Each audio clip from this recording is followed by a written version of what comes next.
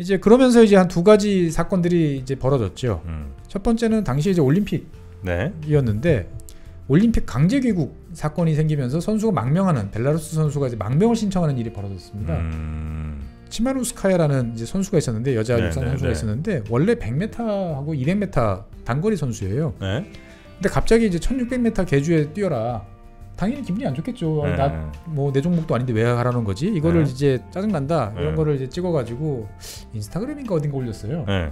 그랬더니 이제 이거를 본 이제 본국에서 난리가 났습니다. 어디 국가의 명령에 거부를 해. 그래서 너 귀국해. 네. 라고 해가지고 이제 하네다 공항으로 이제 갔는데 네. 거기서 이제 IOC 국제올림픽위원회에다가 나는 핍박받고 있다라고 그래가지고 망명을 이제 신청을 하게 됩니다. 네. 그래가지고 이제 폴란드로 망명을 했어요. 그래서 올림픽 때 이걸 얘기해 주셨구나. 이거 벨라루스 한번 이야기해야겠다 네. 싶었고 사실 그 전에 또 황당한 일이 한 번 있었어요. 5월달에. 최준영 박사의 지구본 연구소, 오늘도 아주 흥미로운 나라로 여러분을 모시도록 하겠습니다. 반갑습니다. 정프로고요. 네, 안녕하세요. 최준영입니다. 네, 자, 오늘은 흔히 가기 어려운 나라를 또 선정해 주셨군요. 뭐 그동안에 이제 계속 여러 가지 관계 속에서 이야기를 하다 보니까 네. 이 지구본 연구소 또 좋아하시는 분들이 제일 챙겨보시는 어떤 나라 이야기를 못한 것 같아가지고 사실 이 나라는 지난 올림픽 때 해야지라고 생각을 했다가 계속 일들이 생기면서 지금 거의 한 2달 만에 도쿄 올림픽 때요? 예. 그때 왜 갑자기 이 나라가 들어보시면 아실 거예요. 그렇습니까? 예. 네, 오늘 나라는 오늘 나라는 이 단어를 아시면 뭐 제가 죄송한 표현이지만 연식이 좀 있다라는 표현을 좀 쓰시는데 아재. 백러시아라는 라고 불리던 백러시아는 백러시아, 화이트 러시아? 저는 아닌 것 같습니다. 네. 그러면 이제 요즘 쓰는 용어로 하면 네. 벨라루스. 벨라루스? 벨라루스 알죠? 벨라루스는 아시죠? 네. 이 벨라루스를 예전에는 백러시아라고 불렀어요. 뭐 말이 비슷해서요?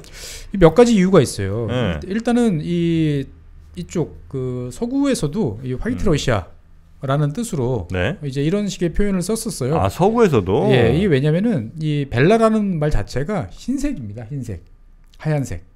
그래요? 그 다음에 전통적으로 이제 슬라브족들이 모여 사는 동네를 루스라고 불렀어요.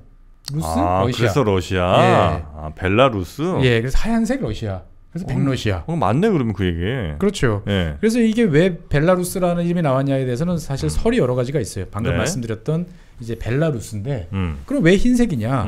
첫 번째는 이제 그 슬라브족도 사실 내부적으로 보면 여러 또 종족이 또 나눠지는데 그 중에 이제 그 흰옷을 즐겨 입는 종족들이 백이민족이에요? 백이민족이에요. 그래서 이제 이 벨라루스 대사님들이 한국에 오시면 그런 멘트를 잘하세요. 저희는 서양의 백이민족이라고. 그래요. 그래서 이 주변 사람들이 제 하얀 옷 입고 다니는 루스. 그래가지고 이제 백러시아 이렇게 이야기도 되고. 두 번째는 이제 당시에는 지금은 이제 되게 소국으로 조그마한 소국으로 알려져 있지만 리투아니아가 꽤 힘이 센 나라였거든요. 리투아니아가? 근데 리투아니아는 자기들은 이제 바닷가에 있으면서 이제 좀 그 문명화된 이런 데였고 내륙에 있던 이 슬라브족들은 좀 이렇게 낮춰봤어요. 낮춰본 이유 중에 하나가 이제 종교도 없는 놈들 뭐 이런 식으로. 그 중에 이제 그 기독교화된 그래도 이제 그 복음을 받아가지고 뭔가 기독교화된 사람들은 너희들은 좀 인정. 그래가지고 걔네들은 백루스. 그 다음에 기독교화 안 된 곳은 이제 까만 애들, 이제 흑루스. 좀 흑화된 애들. 그러니까 루스 중에 좀 그래도 너넨 좀 사람 같은 애들은 백루스, 좀 아닌 애들은 이제 흑루스. 우리나라도 옛날 여진족들을 가르쳐가지고 그렇게 불렀어요. 뭐 이제 좀 개화돼서 글자도 좀 알고 말이 좀 통하는 애들. 그렇지 않고 정말 말도 안 되는 애들. 생여진, 진여진 뭐 이런 식으로 나눠서 불렀는데 비슷한 거죠 보면은. 그 다음에 또 한편으로 보면 이제 13세기경에 이제 몽골이 이 지역을 초토화시켰죠. 뭐 키예프부터 시작해가지고 완전히 초토화시켰는데 이 지역을 살짝 비껴갔어요. 지금 벨라루스 지역을. 그래가지고 이 원래 독자성을 계속 유지하고 있었다. 그래서 순수한 동네다라고 해서 뭐 벨라루스라고 이제 부르게 됐다. 이런 이야기를 하게 되는데 사실 뭐가 맞는지 모르겠는데 다 나름대로는 타당한 것 같아요. 징기스칸이 뭐 특별히 여기를 이뻐서 그런 건 아니고 그런 건 아니죠. 그냥 지나친 거죠. 서쪽으로 가기 바쁘다 보니까 지나갔던 건데. 그래서 이런 하면 또 썰렁한 농담 하시는 분들이 있어요. 야 백러시아 그러면은 청러시아도 있어? 흑러시아는 없고? 이런 궁금증도 있으시죠, 정프로님? 홍러시아. 예. 뭐 있을 수 있죠. 제가 그래서 찾아봤어요. 예. 찾아봤더니 있습니다. 아. 그러니까 이게 또 묘하게 맞아떨어지는 게 뭐냐면은 이거 아마 우연의 일치 같아요. 그러니까 이 중국에서는 전통적으로 우리나라도 이제 중국을 그 문명을 받아들인 게 있다 보니까 네. 색깔로 이 동서남북을 표시하는 문화가 있어요. 있죠. 그래서 북쪽은 북현무, 현무, 거물. 예, 거물현이죠. 네. 그 다음에 동쪽은 청룡. 청룡, 예. 그렇죠. 우청룡, 예. 우청룡, 좌백호인가? 예. 예. 그러니까 서쪽이 백호예요. 그러네요. 네. 그러니까 서쪽을 상징하는 색깔은 백색이. 백색. 예. 그래서 남쪽은 남주작. 주작. 네. 그래서 붉은색이죠 보면은. 그 주작 많이 합니다 거기. 가운데가 아마 황색일 거고 아마 그랬던 것 같은데. 예. 그래서 이 옛날 일제 시대 때 나와 있던 1950년대까지 나와 있던 이 문헌들을 보다 보면은 이제 드물게 이런 표현들이 있어요. 청러시아. 청러시아가 그러면 동쪽 러시아예요? 예. 동쪽 러시아라고 하면은 지금 러시아 저 이쪽이야라고 말씀하실지 생각 블라디보스토크 이런 쪽이야? 근데 그건 아니고 그러니까 요 동네 동유럽 쪽에서 동쪽이냐 서쪽이냐 막 이런 식으로 대충 나눴던 것 같아요. 그래서 그 옛날 문헌들을 보면 청러시아라고 부르는 지역은 우크라이나 지금의 불가리아 뭐 이런 지역이고 정러시아라고 부르는 지역은 지금의 헝가리. 예. 그러면 흑러시아는 어디냐? 지금의 러시아. 뭐 이런 식으로 뭔가 약간 동서남북 뭐 있긴 하는데 이 1940년대 우리나라 이제 신문들 옛날 신문들을 뒤져보면은 이제 이런 식의 표현들이 있기는 해요. 보면은. 하여튼 벨라루스는 하여튼 하얀색 하얀색의 나라다라고 생각을 하시면 되겠어요. 그 뭐지 발트해 3국 거기가 대충 이 동네인가요? 발틱해 3국이라고 하는 그 밑에. 그 밑에요. 예, 그 밑에가 이제 벨라루스라고 보시면 되겠고. 네. 사실 여러분들에게 이제 이 벨라루스를 꺼낸 이유는 두 가지가 있어요. 지난 9월 달에 이제 뉴스를 보시는 분은 아시겠지만 갑자기 이제 푸틴 대통령이 어떤 정상이랑 국가 연합을 결성하기로 합의를 했다 이런 발표를 했습니다. 그래서 뭐 나라 합친다 뭐 이런 뉴스 비슷하게 좀 봤던 것 같아요. 맞아요. 그게 벨라루스예요? 벨라루스하고 러시아 두 나라가 이제 국가 연합을 만들기로 결성을 했다, 합의를 했다라고 하는 게 지난 9월달의 이야기인 거죠. 나라끼리 모여가지고 새로운 나라를 만든다는 거는 드문 일이죠. 그러다 보니까 이거 소개해드려야겠다라고 이제 생각을 했었는데 늦어졌는데 이게 이제 당시에 연합국가 창설을 하는 28개 프로그램이 합의를 한 거예요. 그래서 국가 연합을 만들려면 뭐가 같아야겠어요? 일단 법률이 같아야 될 것이고, 그 다음에 그 화폐도 같아야 되고, 그 다음에 금융. 여러 가지들이 이제 같아야 되는데 28개 분야에서 다른 걸 찾아내서 이제 맞춰가자라고 이야기를 하는 거죠. 그래서 이제 이 28개 프로그램들이 다 진전이 되면 그 다음엔 진짜로 이제 하나의 연합체가 되는 건데 그러면은 이제 몇몇 분들이 궁금해하실 거예요. 아니 그러면 연방 아니야? 연방. 예. 연방 연합 뭐 지금 독일도 연방이잖아요. 독일이 지금 독일도 연방 공화국이에요. 주들의 연방인 거죠. 미국도 당연히 미 합중국이고. 예. 그래서 이게 약간 좀 애매한 개념인데 이제 동맹보다는 우리가 뭐 동맹이 뭐 이런 건 많고 연방보다는 조금 못 미치는. 그러니까 양쪽이 주권은 어느 정도 가지고 있는데 그거를 일정 부분 내놓은. 그렇다고 완전하게 한 나라냐?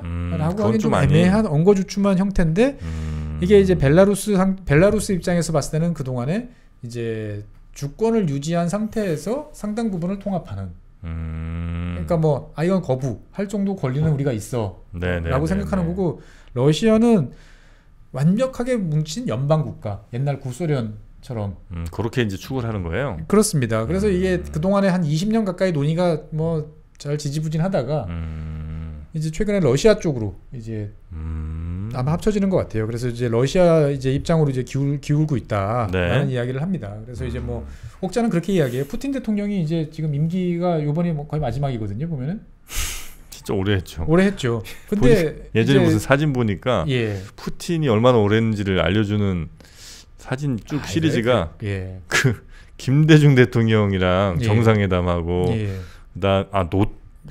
노무현 대통령 하여튼 계속 했죠. 2000년부터 했었으니까. 그렇죠. 그래도 푸틴 대통령 정도면 명함도 못 내시는 분이 계시죠. 누구예요? 퀸 엘리자베스 여왕 계시지 않습니까? 엘리자베스 여왕님께서. 거기는 뭐 그냥 위인전 나오시는 분들부터 주르륵 다 있죠. 거의 한 60년 하셨죠 아마? 더 했나? 더 젊어서부터 하여튼 계속해서 하고 계신 것 같은데. 좀 있으면은 그분이 20몇 년생이시니까 좀 있으면 아마 영국에서 아마 역사상 최대의 파티를 아마 하지 않을까 싶습니다. 아, 100세 탄신일 뭐 이런 거요? 예. 그래서 다시 이제 벨라루스로 돌아오면 이 갑자기 된 일이 아니고 이 벨라루스하고 러시아는 구소련 붕괴 이후에 1996년 4월 달부터 이제 공동체를 이제 결성을 했어요. 그래서 우리가 뭐 우리 세금 관세 이런 거 없자. 우리 좀 친하게 지내자라고 했었고 97년에 벨라루스 러시아 연맹 조약이라는 걸 맺어가지고 이 진짜로 하나의 국가처럼 비슷한 연방제 체제로 가는 논의를 했었습니다. 그래서 대통령, 의회, 국기, 국가, 헌법, 통화 이런 것도 정말 이제 하나로 돼 있지만 자율성이 있는 이런 것들을 했는데 한 99년까지는 논의가 좀 되다가 그 이후부터는 상당히 좀 흐지부지 됐었어요. 러시아도 여러 가지 사안들이 많았고 벨라루스도 뭐 러시아 보니까 뭐 그닥 뭐 우리가 얻을 게 별로 없을 것 같은데 라고 이제 생각을 했던 거죠. 그래서 이 두 나라는 사실 원래 좀 친하긴 했었습니다. 그래서 구소련이 딱 떨어져 나갔을 때 다른 나라들은 러시아 완전히 뒤도 안 돌아보고 갔는데 벨라루스는 그래도 러시아 옆에 있어준 이제 그런 나라였죠. 그래서 근데 이제 이 벨라루스라는 나라는 현재 대통령이 이제 루카센코라는 대통령인데 이 벨라루스가 구소련에서 독립한 게 94년이거든요. 그때부터 지금까지 대통령이에요. 초대 대통령이 현직 대통령인. 아 그래요? 예. 그래서 이 루카센코 대통령이 이제 다시 국가연합 이걸 이제 들고 나온 게 뭐냐면은 지난 8월 9일날 대통령 선거를 했어요. 벨라루스에서도. 그래서 대통령 선거 하자마자 선관위가 이제 루카센코 대통령이 이제 80% 득표로 당선 이렇게 딱 이야기를 했는데 사람들이 쏟아져 나왔어요. 부정선거라고. 뭐 그럴만 하네요. 예. 그래가지고 대규모 시위가 나고 이제 막 난리가 났었죠. 이제 막 무력 진압을 하고. 그래서 지금까지도 이제 이게 쉽지 않은 상황이었는데 이제 그러면서 이제 한 두 가지 사건들이 이제 벌어졌죠. 첫 번째는 당시 이제 올림픽이었는데 올림픽 강제 귀국 사건이 생기면서 선수가 망명하는 벨라루스 선수가 이제 망명을 신청하는 일이 벌어졌습니다. 이 벨라루스 육상 선수 중에서 이제 치마누스카야라는 이제 선수가 있었는데 여자 육상 선수가 있었는데 원래 100m하고 200m 단거리 선수예요. 근데 갑자기 이제 1600m 계주에 뛰어라라고 이야기가 납니다. 원래 뛰기로 한 선수가 뭐 다쳤나 뭐 문제가 생겼어요. 단거리 선수인데. 예. 그러니까 이제 400m씩 뛰면 되니까 200m 뛰었으니까 400m 뛸 수 있지 않냐.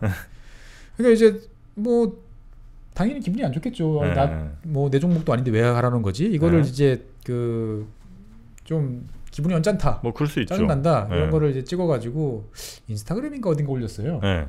그랬더니 이제 이거를 본 이제 본국에서 난리가 났습니다. 어디 국가의 명령에 거부를 해. 그래서 너 귀국해. 라고 해가지고 이제 하네다 공항으로 이제 갔는데 거기서 이제 IOC 국제올림픽위원회에다가 나는 핍박받고 있다. 라고 그래가지고 망명을 이제 신청을 하게 됩니다. 그래가지고 이제 폴란드로 망명을 했어요. 그래서 IOC는 이제 이거와 관련돼서 이 선수를 이제 탄압했다라고 지목된 두 명의 코치를 이제 올림픽 참가 자격을 현재 박탈한 이제 이런 상태가 된 거죠. 그래서 올림픽 때 이걸 얘기해 주셨구나. 이거 벨라루스 한번 이야기해야겠다 이제 싶었고 사실 그 전에 또 황당한 일이 한번 있었어요. 5월달에 이 아테네에서 이 리투아니아로 이제 가던 이제 라이언에어 아일랜드에 이제 라이언에어가 있었는데 갑자기 이 비행기가 이렇게 잘 비행을 하고 있는데 미그 29가 나타나가지고 요격을 합니다.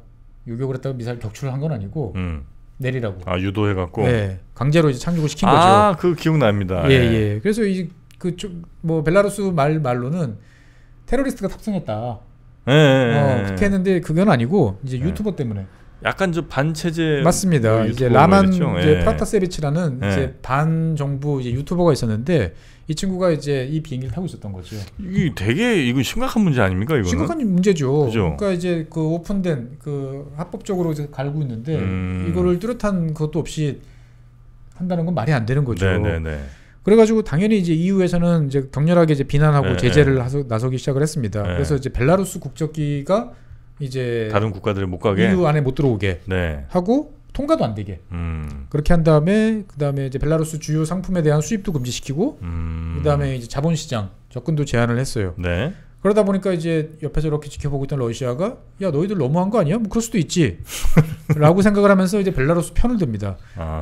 그래가지고 이제 그 프랑스하고 오스트리아가 제일 아마 열심히 이제 그 제재를 이야기를 하니까 네.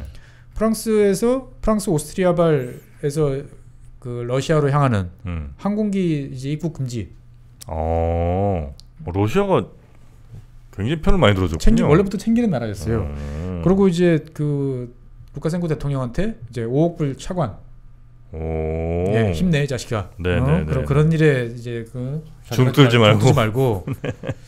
그래서 이 이야기를 이렇게 하다 보면 어떤 느낌이 드세요? 뭐 약간 좀 막가파? 그러니까 정상적인 독립국가는 좀 약간 아닌 것 같은데. 좀 막 나가는 국가라는 생각이 좀 들죠. 참 좀 복잡한 나라입니다. 그래서 네. 이 또 어떤 분은 제가 벨라루스 막 그러니까 거기 미녀 많은 나라 아니야? 그런 느낌이 있어요. 백러시아가 미녀 많다며. 뭐 이런 게 있어요. 근데 사실 직접 관련은 없습니다. 뭐가요? 이 벨라루스하고 미녀하고는 직접 관련은 없는데 많이 있겠지 뭐. 아니에요? 이게 또 약간 슬픈 역사가 있어요. 네. 그러니까 우리가 이제 백러시아 옛날 이제 문헌들을 읽다 보면은 이게 자꾸 머릿속에 헷갈리는 단어들이 등장하는데 아까 말씀드렸어야 되는데 뭐냐면 이 20세기 초반에 볼셰비키 혁명이 있었잖아요. 네. 공산혁명이 있었잖아요. 그러면은 혁명이 일어난 다음에 한 번에 정리가 된 게 아니고 반혁명 세력이 또 있었잖아요. 뭐 그렇겠죠. 그래서 이 둘이 싸웠는데 이거를 색깔을 붙여서 이야기를 했죠. 혁명 공산 이제 볼셰비키는 당연히 빨간색 홍군. 예. 그럼 여기에 맞서는 사람들은 옛날 러시아를 상징하는 색깔인 화이트, 백색. 그래서 100개 러시아라고 불렀어요. 100개 러시아. 100개. 예. 하얀 계통의 러시아.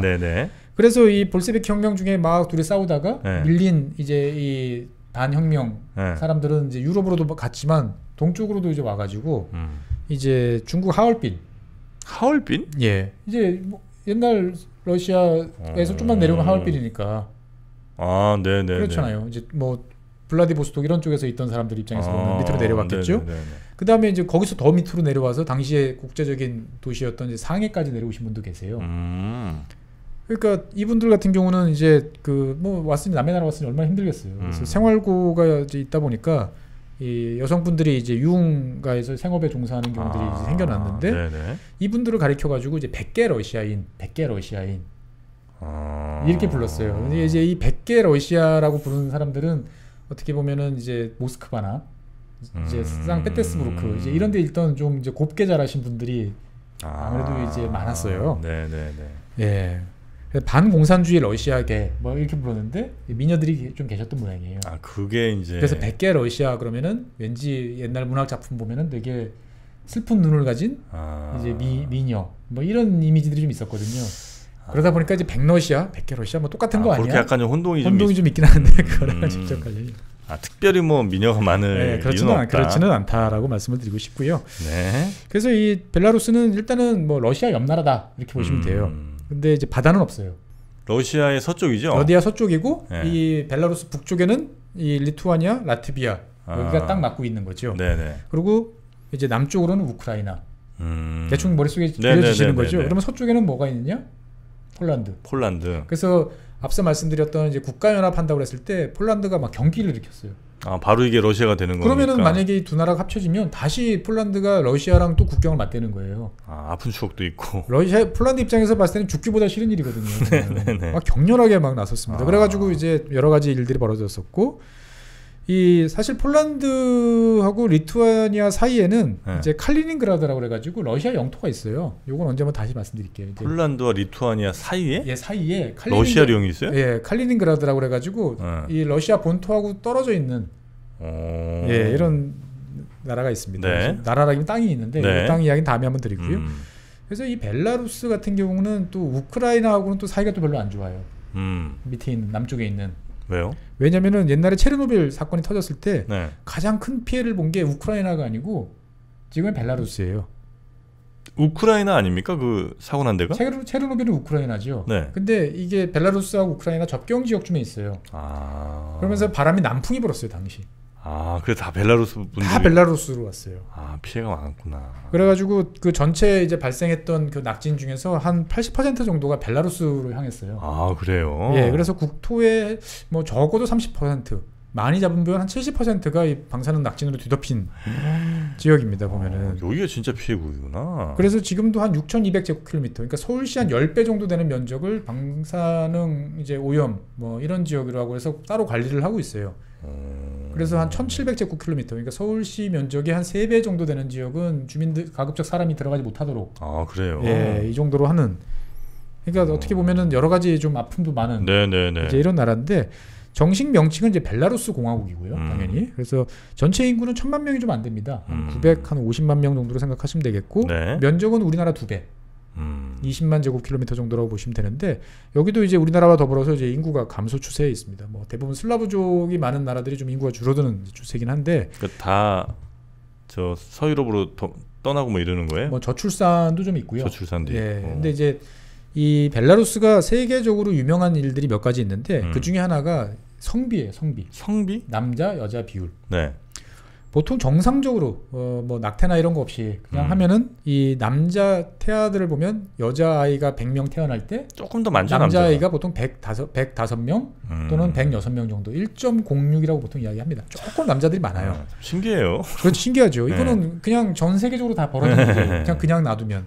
근데 벨라루스는 전체 인구, 현재 이제 전체 인구 성비로 보면 남자가 0.87, 여자가 1.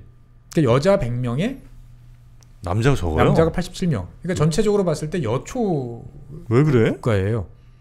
그러니까 이게 신기하죠. 왜 그럴까요? 다 죽었나? 남자들이 뭐 여러 가지 원인이 있어요. 이게 본격적으로 시작됐던 것들은 이제 2차 세계대전 때 남자들이 정말 많이 죽었어요. 벨라루스 남자들이. 그 여파가 이제 이어지는 것도 있고 다른 한편으로 보면은 이 남자들이 젊을 때 빨리 죽어요. 여기가요? 네. 왜? 뭐 술, 흡연, 자살, 교통사고. 우리가 보통 뭐 우리 이제 마더러시아 뭐 인터넷에서 좀 이렇게 뭐 웃기는 그 모험 정신이 투철한. 러시아 상남자 뭐 이런 거. 그렇죠. 좀 그런 성향들이 있어요. 벨라루스가. 예. 그러다 보니까 이게 사실 뭐 벨라루스가 좀 벨라루스뿐만 아니고 그 요 주변 지역들이 다 좀 비슷한 현상들이 있어요. 그래요? 그래서 지금 아까 이제 성비가 0.87이라고 그랬잖아요. 그 북쪽에 있는 라트비아 같은 경우는 좀 더 심해요. 0.84. 그래요? 우크라이나도 0.86. 남자가 귀한 나라예요. 그러면 가볼만하다. 근데 또 그러니까 이게 단적으로 어떻게 드러나냐면은 이 벨라루스의 여성분들 그 기대 수명은 79.9년이에요. 꽤 길어요.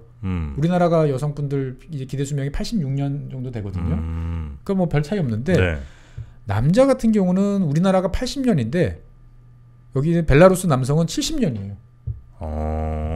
그러니까 그 상당히 차이가 큰 거죠. 그래서 이 남자가 좀 부족한 이제 이런 국가다. 근데 그럼에도 불구하고 또 재밌는 거는 이 벨라루스는 이 여성들의 사회 진출은 또 매우 활발합니다. 그래서 전 세계적으로 봤을 때 이제 그 뭐 기업이나 나라 전체적으로 봤을 때 관리자급, 매니저, 이제 관리자 지위에 여성들이 얼마나 있느냐가 꽤 양성평등 중요한 지표인데 이 50% 정도 돼요.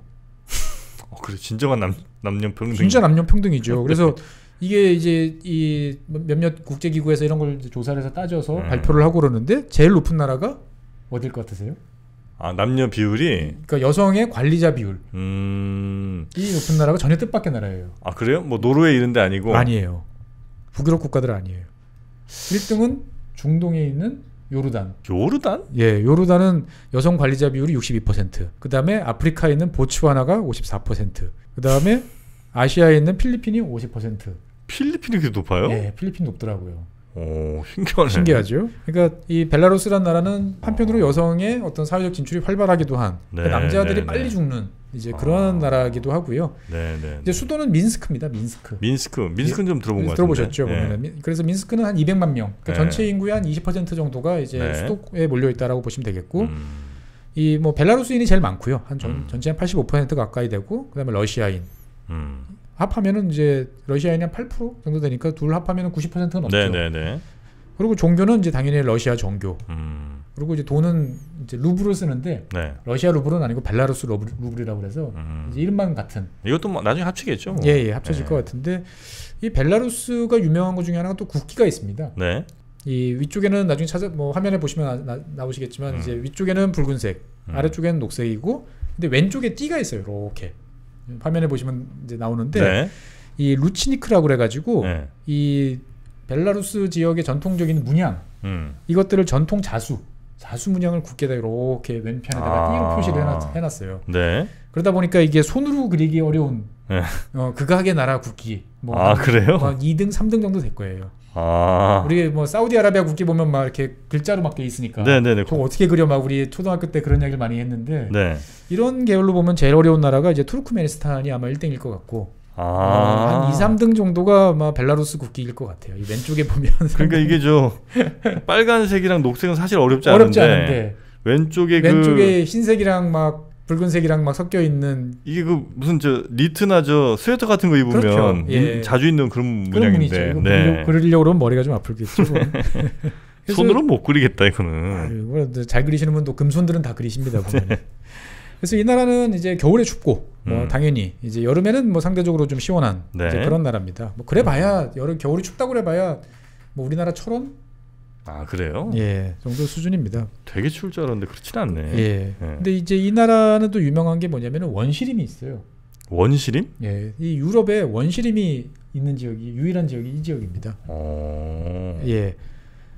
제가 이제 발음이 좀 어려운데 베지스카야 푸샤라는 지역에 이제 원시림인데 네. 벨라루스 남서쪽, 그러니까 네. 폴란드하고 국경 지역이에요. 엄밀히 말하면 이제 폴란드가 훨씬 넓어요. 폴란드 한 90%, 네. 벨라루스 한 10% 정도 되는데 유럽의 마지막 남은 원시림이에요.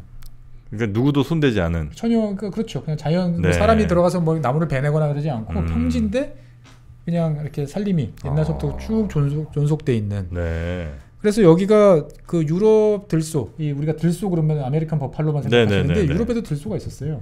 그래서 마지막 그 들소가 이제 살고 있어요. 그래서 원래는 다 멸종했는데 네. 동물원에 남아있던 친구들을 이제 잘 활용을 해가지고 복원했어요? 복원을 이제 했는데 이게 오리지널이냐 뭐 이런 논란은 좀 있어요. 근데 저도 사진 찾아보니까 깜짝 놀란 게 몸무게가 정말 아메리칸 버팔로처럼 커요. 한 2톤 가까이 됩니다. 그래요? 예. 그래서 옛날에는 여기 이제 오록수라고 그래가지고 또 다른 뿔이 더 큰 유럽 들소가 또 있었어요. 다른 종류에. 근데 여기는 이제 다 멸종을 했다가 이 나치 시절에 이제 복원 프로그램을 시작했다가 이제 실패를 했죠. 나치가 그런 거 복원하려고 그랬어요? 왜냐면 이제 유럽을 상징하는 어떤 정신, 동물 이렇게 생각을 해가지고 네. 이제 복원을 했는데 이 벨라루스 사람들은 되게 싫어했었죠 당시에. 왜냐면은 이 유럽이 독일이 이제 이 지역을 점령하고 난 다음에. 이 주민들을 다 쫓아냈어요. 쫓아내고 그냥 뭐 말로 잘 모셔간 게 아니고 막 죽이고 쫓아내고. 그러고 난 다음에 그 지역에 이제 오록수라는 이제 소를 복원하겠다고 나서 얼마나 미웠겠어요. 엄청 크군요, 오록수도. 그렇죠. 네. 그래가지고 이제 그 독일이 이제 쫓겨난 이후에 이제 오록수를 다 찾아가지고 이제 그런 일이 있었어요. 예. 그래서 이 벨라루스 같은 경우는 우리가 생각했을 때 그냥 구소련에 그렇고 많고 많은 이제 한 나라 어떻게 보면 연방 네. 중에 한 나라라고 생각할지 모르겠지만 의외로 또 이 구소련에서는 또 목소리가 좀 큰 파워가 있던 나라였어요. 그래서 이 벨라루스는 UN 국제연합 UN 네. 창설 회원국이에요. 창설할 때 당시에도 예. 뭔가 약간 이상하지 않으세요? UN 창설 이거 러시아 있었으면 됐지 뭘 또 여기까지. 예.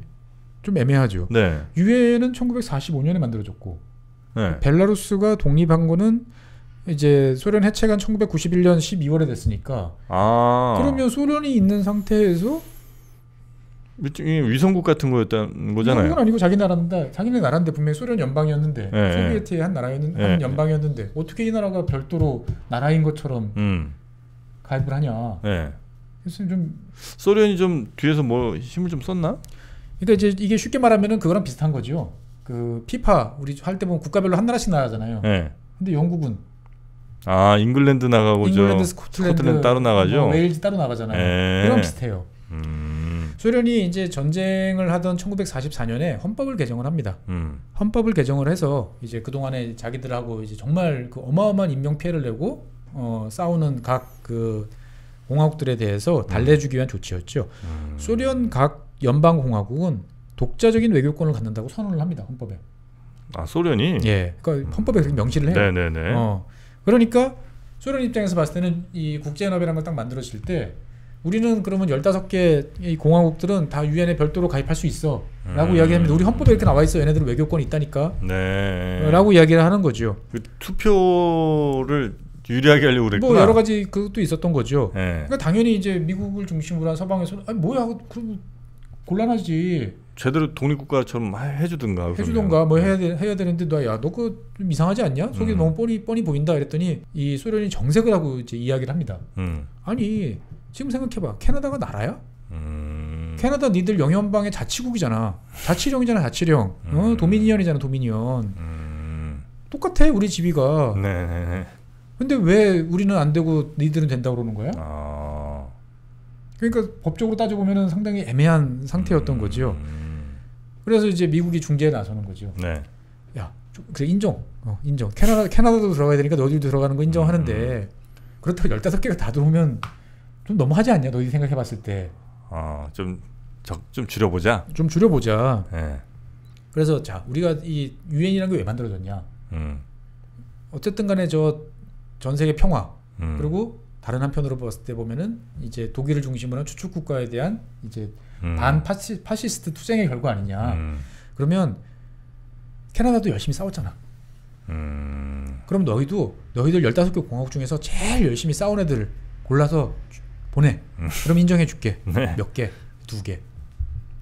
그럼 벨라루스가 여기에 들어갔어요? 그렇습니다. 그래서 소련이 독일하고 투쟁을 할 때 그 정말 대조국 조국 투쟁을 할 때 네. 반나치 투쟁에 가장 열심히 그리고 가장 큰 피해를 입은 두 곳이 우크라이나하고 벨라루스예요. 그래서 이 두 나라는 별도의 특별하게 인정을 받아가지고 유엔 회원국으로 처음에 시작할 때 창설 회원국으로 이제 들어갔던 거죠 보면은. 그러니까 이런 또 재밌는 한편으로 보면 꽤 끝발 있는 이제 나라이기도 하고.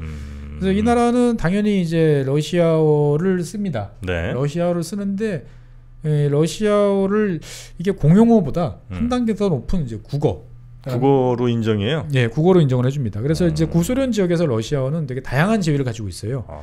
그러니까 이제 뭐 타지키스탄 같은 경우는 통용어, 법적인 지위는 아니지만 그냥 통하는 이런 거고, 카자흐스탄이나 키르기스탄은 공용어예요. 그럼 공식적으로? 예, 공식적으로 쓰이는 용어고.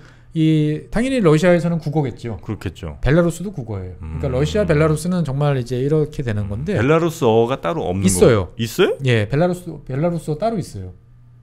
근데 러시아어를 국어로 써요? 예, 러시아어, 벨라루스어 같이 국어죠. 이중 국어죠, 이중 국어. 그래서 이 벨라루스어는 그러면 이제 궁금하실 거예요. 그럼 벨라루스, 러시아어 뭐가 달라? 이게 저도 이제 정확하게 이해를 못했는데. 그렇게 이야기를 하시더라고요. 벨라루스 사람들이 러시아어를 들으면 안 배워도 대충 무슨 말인지 안 돼요. 대충 무슨 말인지 알고 조금만 배우면 쉽게 이렇게 러시아어를 막 이야기를 할 수 있대요. 근데 반대로는 잘 안 된대요. 러시아 사람들은 벨라루스어를 들으면 글쎄 뭐 비슷한 것 같은데 무슨 말인지 모르겠어. 그리고 정식으로 좀 배워봐야지 해도 이게 생각보다 어렵네. 라는 거죠. 그러니까 어떻게 보면 더 원조격 언어 성격이 많이 남아있는 이런 게 이제 벨라루스어다고 그러는데 이제 이렇게 된 게 옛날에 벨라루스가 이제 그 19세기 뭐 20세기 계속 러시아하고 같이 있으면서 도시 지역에서는 러시아어를 쓰고 농촌 지역에서는 벨라루스 자기들 말을 쓰다 보니까 두 개가 다 편하게 그냥 통용이 되는 이제 그러한 구조라고 이야기를 합니다. 그래서 그냥 우리가 일상적으로 이제 이야기할 때는 러시아어를 많이 쓰고 이제 관공서 그다음에 도로 표지판, 뭐 지명 이런 거 이야기할 때는 이제 벨라루스어로 표기하고 심한 사투리 정도 느낌 뭐 그렇게 볼 수도 있을 것 같아요. 그래서 저도 그래서 이 국어, 공용어 이런 거 막 되게 헷갈렸거든요. 이번에 처음 알았어요, 저도. 우리나라에 공용어는 2개가 있더라고요. 우리나라가요? 예. 국어. 한국어. 그럼 한국어. 예. 제1 공용어는 한국어. 제2 공용어는 수어. 순말. 수어. 네. 그러니까 중요한 거 방송할 때는 항상 그 수어가 같이 나오죠. 공용어예요. 그러니까 그걸 보니까 이게 공식 언어이기 때문에 당연히 제공돼야 되는, 우리가 장애인들을 위해서 뭐 특별하게 뭘 해주는 게 아니고 공용어이기 때문에 당연히 통용돼야 되는 말이 수어더라고요. 수어도 나라마다 좀 다르죠? 다르죠. 맞아요. 우리의 공용어는 한국어와 수어입니다. 그래서 오늘은 벨라루스에 대해서 몇 가지 이제 알아봤고요.